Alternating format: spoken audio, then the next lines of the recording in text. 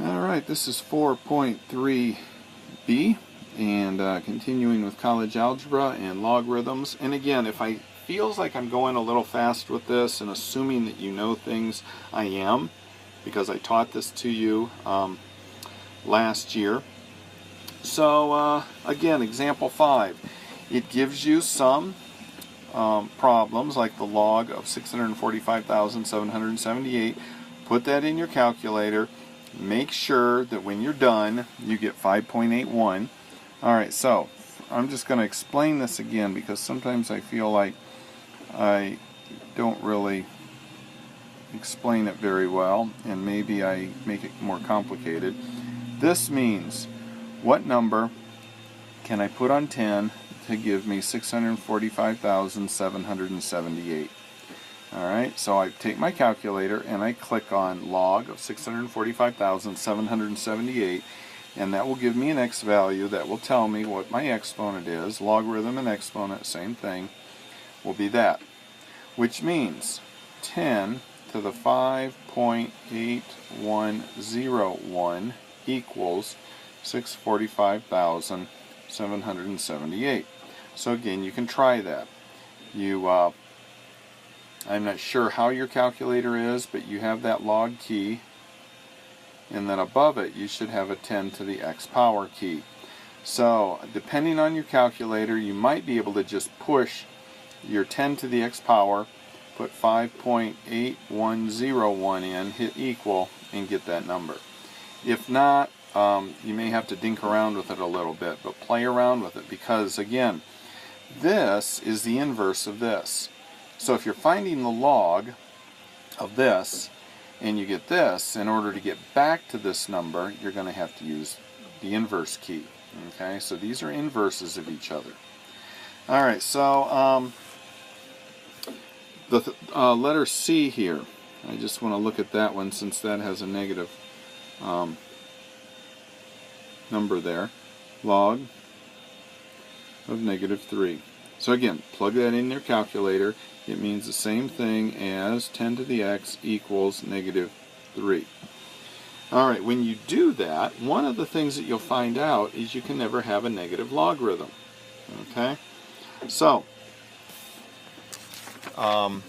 there's no real number power that we can raise 10 to get -3, because remember, when we multiply 10 by itself a certain number of times, it will always give us a positive number. So a logarithm of a negative number does not exist as a real number. Okay? So the range of an exponential function is 0 to positive infinity. The domain is 0 to positive infinity. So you need to get a positive number there. You can't raise 10 to a power and get a negative number. Alright, so that's kind of an introduction there to common logarithms. And besides common logarithms, we have natural logarithms. And natural and common have the same properties, but when we deal with natural logarithms, we're dealing with that number e. So whenever we have log with a base of e of x, we are going to write that differently. Whenever we have a log with a base e, we're going to, instead of write log of e, we're going to do a shortcut and do ln. It means the same thing. And some students will continue to use this format here because it makes it easier, because they like the common logarithms. That's fine, as long as your answer is written as ln if they want you to do so. Alright, so you've got your key that says ln. Okay, and I think a key above it, I don't have a calculator right now, looks like that. And that's the inverse. So if I take the ln of 3, you push that ln button and hit 3, and it will spit out an answer, because all that means is, what number can I put on e, which is, remember, that 2.78 whatever, kind of like pi, you know, it's got a number that e represents. what exponent can I put on e that will give me a particular number? Okay, so let's look at a couple of these real quick. So if I have ln of, again, 645,778, I will get a different answer because my base is not 10. My base is e. So if I take ln of that, your calculator will automatically go, okay, what number can I put on e that will give me 645,778? And that number you'll get will be 13.3782. So if you take your calculator then and take e, push your e to the x key and put this number in there, you will get your 645,778 back. Again, because e to the x power is the inverse of your ln. So in ln, again, when you have a negative number, it's the rule follows the same thing as far as negative answers. Alright, top of page 381, ln of 1 equals 0, and ln of e equals 1. Now let's put these in exponential form so you see where that came from. It's just like the logarithm properties. So e to the 0 power equals 1. Okay, so I just changed that to exponential. Yes, that's a true statement. E to the first power equals e. Yes, anything to the first power is going to be itself. So that makes sense. So both the natural and common logarithms have the same properties when it's concerned to that. Alright, changing logarithmic bases. Alright, most of the time, most of your calculators, I don't know what the graphing calculators are like, but most calculators use common logarithms with a base 10 and a natural logarithm with a base e. And they don't give you any other options. So there is a way to change your base from maybe a 5 to a base 10 or whatever, so that it can be done on a calculator. And here's the process. So let's say we have a base 5. So it's saying, what exponent can I put on 5 that's going to give me 8? Alright, so our calculator won't do base 5. So we have to change it to base 5. So the way we do that is we change the base to its 10, and we put the big number on top, and then we put the little number on bottom. Okay, so one of the ways to remember this is this number here is lower than this number. So this number here is lower than this number. So it makes it real easy to remember how to do that. And once you do this,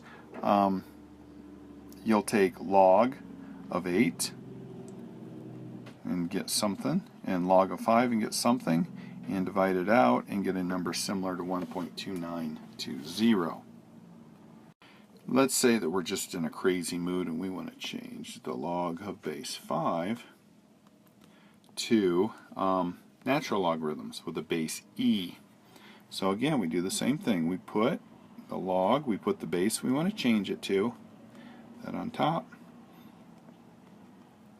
and then on bottom. So we take the log base e, or ln of 8 over ln of 5, and we get 1.2920. We get the same answer. Okay? Because what we're doing is we're trying to find the logarithm of this. So it doesn't matter if we translate it into a common logarithm or a natural logarithm. We're still looking for the log of base 5 to give me 8. What exponent can I put on 5 to give me 8? That number is the same regardless of which of these two methods you use then. Okay, so that's why I got the same answer. Alright, graphing logarithmic functions. Alright, so if you have a logarithmic function like example 9, that you have f of x equals the log with a base 5. Okay, you can pretty much just do this, and so this, is actually a y equals f of x. So y equals log base 5. Okay, so we just plug a number in here and go to town. What I usually like to do is plug a number in for y, since that's on that side of my equal sign. So let's say I put a 0 in there for my y. So log 5 of x equals 0, meaning 5 to the 0 power equals what? 1. Okay, let's say I put 1 in here for y. And let's go ahead and write this in exponential form. So I put a 1 in here for my y, and my x is 5. And I just keep going, and I can go ahead and graph that. Okay, the next one is, as we're doing a natural logarithm on this one. So we've got g of x equals ln of x, and again, if you want to write this in logarithmic or exponential form, you're going to get that. So again, you can plug some numbers in there. So you can put a 0 in for e and get 1 for your x. You can plug a, pretty much anything you want in there for your y and see what your x value is.